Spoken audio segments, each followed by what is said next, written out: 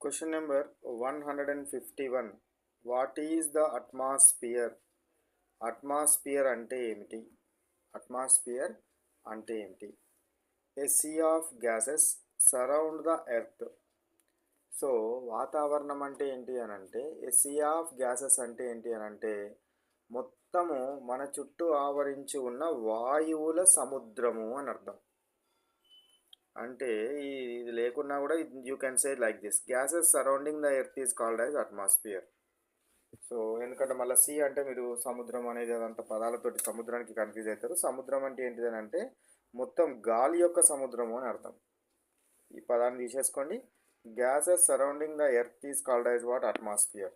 భూమి చుట్టూ ఆవరించబడి ఉన్న మొత్తం వాయువుల యొక్క సమాహారాన్ని, వాయువుల మొత్తం అంతా కలయికను కలిసి ఉన్నదాన్ని ఏమంటారు?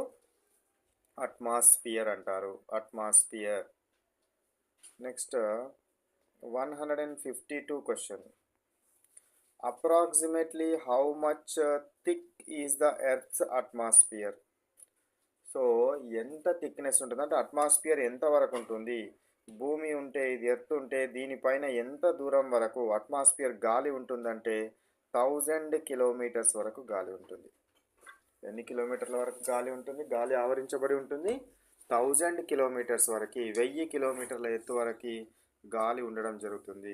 1000 కిలోమీటర్లు అయిపోయిన తర్వాత ఏముంటుంది? వ్యాక్యూమ్, శూన్యం ఉంటుంది. అక్కడ ఏమీ ఉండదు, ఇక శూన్యము ఉంటుంది. వ్యాక్యూమ్ అంటారు. 153 question. Why is the atmosphere compared to a thin blanket around earth? అట్మాస్ఫియర్ను థిన్ బ్లాంకెట్ అని ఎందుకంటారు? థిన్ బ్లాంకెట్ అని ఎందుకంటారు?